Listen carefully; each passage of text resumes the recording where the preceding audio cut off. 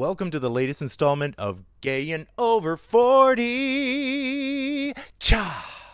I can't afford to have somebody do that for me, so I'm just going to do it myself. This is where we come together to commiserate and ponder and revel in the complexities of what it means to be over 40. For some of you, you're well on your way. For others, you know exactly what I'm talking about. And for others still, you're looking back and saying, "You think that's bad? Wait till you get to my age." But before we start, if you watch this channel and you enjoy the content, consider becoming a patron, like my newest patron, Damien. Damien gets advanced access to episodes and live video chats with me. It's a tight-knit community, and your support helps this channel stay alive. Just go to patrickmarano.com. That's where you'll find all the ways you can support. Link in the description below. And another way you can support is to listen to my podcast. True Gay Crime is my true crime podcast that you can find here on YouTube, so go check it out. Also, being over 40, I have to wear glasses to read the intro that I wrote because now I can't read the scripts that I'm writing. And I don't want to memorize it. Who has time for that? Nobody. Let's get to it. I have to start by saying that, so we're all on the same page, aging is a privilege, and I am well aware of that. The fact that any of you are still here, if you're over 40, if you're over 50, 60, 70, 80, in fact, let me know in the comments below how old you are. I want to find the oldest person that's watching this. I sort of fall in the middle where I have had one of my best friends pass away, and I have seen the fight for rights. For example, marriage wasn't legal when I was young, and now it is. I'm on the hump, so I've seen that transition. But I know that the people that are older than me have really paved the way for all of this. So I love doing these Gay and Over 40 videos because it gives me a chance to talk about what it's like being over 40, and we can bond over that. Because guess what? A lot of people didn't get the opportunity to experience this. So let's enjoy it together. One of the biggest things we have to talk about is the body. In my 20s, everything was smooth sailing. No worries, no problems. Sometimes I would get injured. Obviously, people get injured, or you go to the gym and you pull something, whatever. Of course. But then you heal and then you're fine. But I find in my 40s, it could be something as small as just being in bed and just turning my head the wrong way. I don't know why. Now, suddenly, I've pulled my neck and I can't turn my head anymore.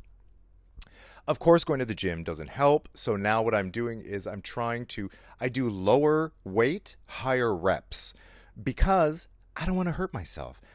Because I get hurt just walking down a flight of stairs. I don't want to push it by being at the gym and pushing myself too hard. Let me know if you can relate to this. When I go to the gym, the half of my workout now is just stretching. I actually can't wait to get to the gym so that I can stretch, because I need to limber up, and I feel so tight all the time. Everything is so tight and sore that the stretching is so important. In my 20s, I didn't stretch. I just showed up at the gym and I just hit the floor. I picked up the highest weight I could and I started doing reps, whatever, and then just left. Now, when I show up at the gym, at least the first 30% or quarter to 30% of my workout is stretching. And the funniest thing is, and I never noticed this before, I guess it was always a thing, I just never noticed, was that there's people my age and older, they're all stretching. Like, they're all the older gentlemen, ladies and gentlemen, they all have their mats on the floor and they're all like doing you go like this and then you're stretching it and you're like this, and they're all lying there stretching, and I'm one of them now. The funny thing is, I never noticed them before, and I figure, they must have always been there. I just wasn't looking for them, or they weren't on my radar. But now I'm like, oh, I'm one of you. I'm one of you guys. So let's just lie here and stretch. It doesn't matter. It seems it doesn't matter how much I'm stretching. I'm just always sore. Like, my lower back is so tight, and I don't know why.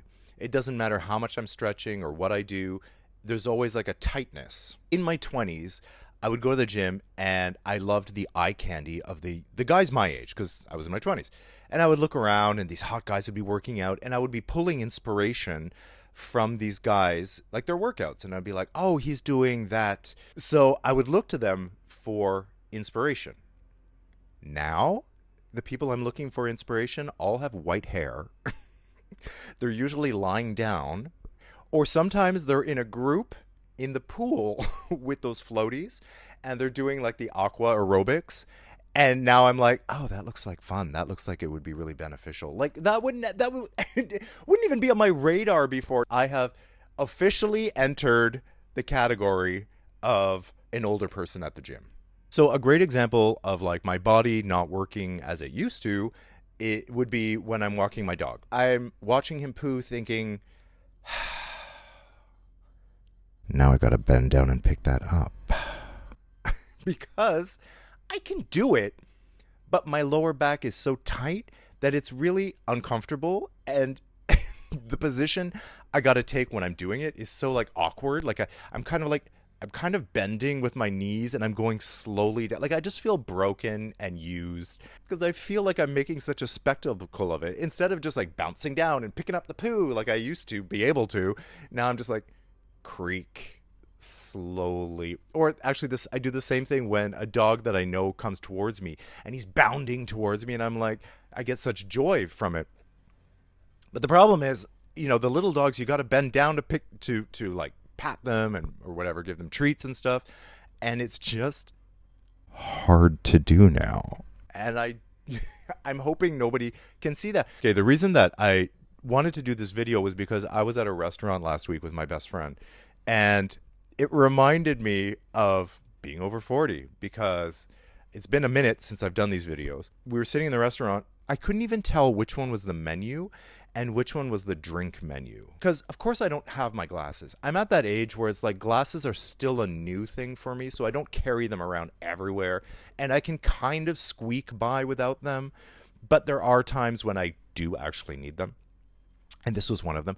So I just picked up the menu and I was like, so what is good? Like hoping that she was going to like kind of read out some suggestions and I would just pick one of those because I couldn't read anything. But worse than letters is actually numbers. I don't know why, but numbers are actually harder to decipher than letters. Let me know in the comments if that's true for you. I don't know why. It must be the shape of numbers. 4s and 2s and 7s and 6s and 3s and 8s, and actually now that I'm saying it, yeah, they all do look the same, don't they? Anyway, so I don't know the price of anything anymore. I just have to guess. Or just pay. Like now when I'm at the store and I'm picking stuff off the shelves, like at the groceries, for example, I can't read anything so I can only go, if I don't have my glasses, I can only go and buy the things that I always buy because I know what they look like by the colors and the and the branding, and I know what's in it and I know that I like it.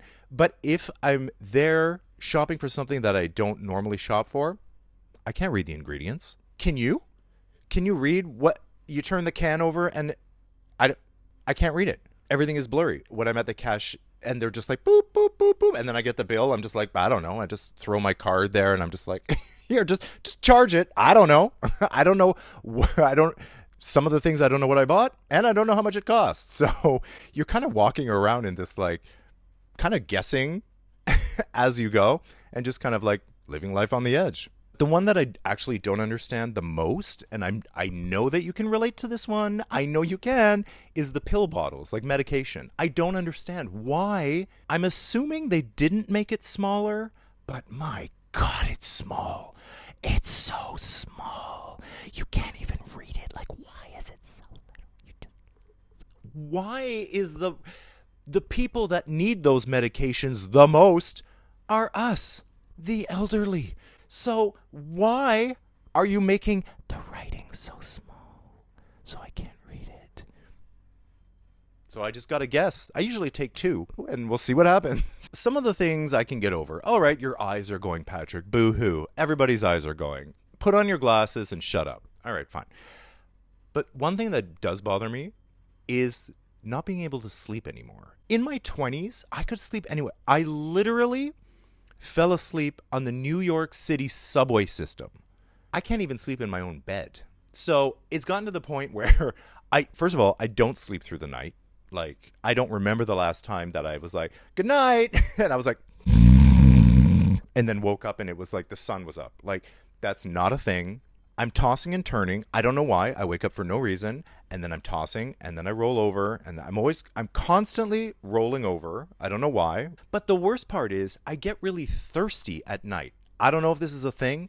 I get thirsty at night. So before bed, I'm drinking. I have my tea, I'm having water, and I know it's going to wake me up and I'm going to be peeing all night. But I can't help it because I'm so thirsty. I used to be a camel. Like I could hold liquids forever. Now it's like an emergency. I remember I could sleep in the daytime.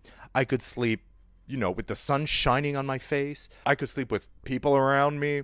Now it's like I got to be in my bed, in my room, darkness, door closed, eye mask on, earplugs in. And even then, with all of those things in place, tossing and turning. And then, get up and pee. Tossing and turning.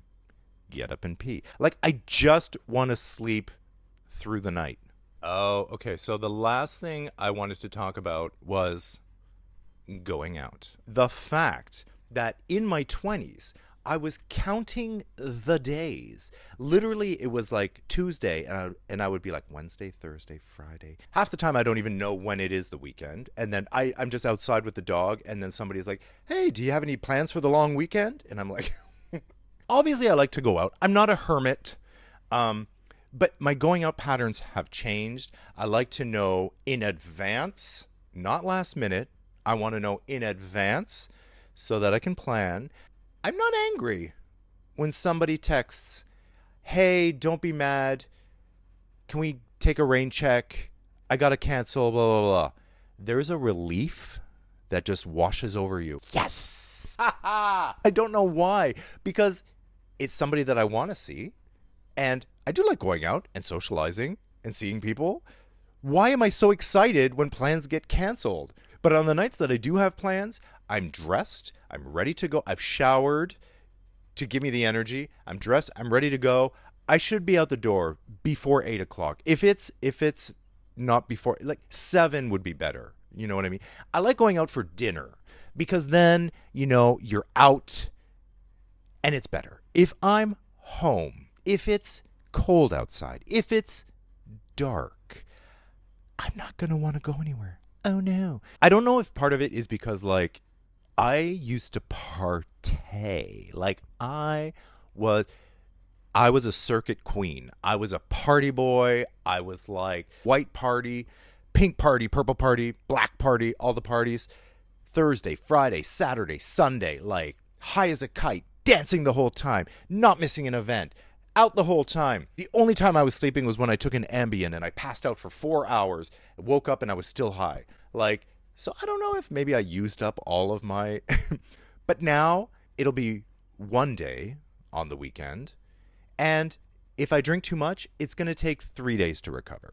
So this is not about waking up with a hangover, having a greasy breakfast, and kind of bouncing back like my 20s. Now I'll go out if I drink too much or not even, which is really the weird thing. Sometimes I can pound it back. And then, I'm feeling a little hungover and stuff, but it's normal and I'm okay. Other times, I don't drink that much and I'm down for the count. I'm out for 3 days. What is going on? What? I don't understand. That makes no sense to me. There's no equation in my mind that makes sense. Is that the older body not knowing what to do with alcohol anymore? The point is, when I have plans, I'm really thinking about where I'm going, who's going to be there, how much it's going to cost me, and am I going to be paying for it for the next 3 days? Let me know in the comments. Does any of this resonate with you? Does any of this feel all too familiar, or is this all new information? Maybe you're 80 years old and none of this applies. Please let me know if I am some anomaly. Okay, so if you have seen my product review videos and you ever wanted to get yourself some sex toys, I am offering tons of exciting deals through my newsletter. It's absolutely free.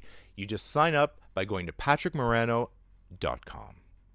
And I'll see you in the next video. Mwah!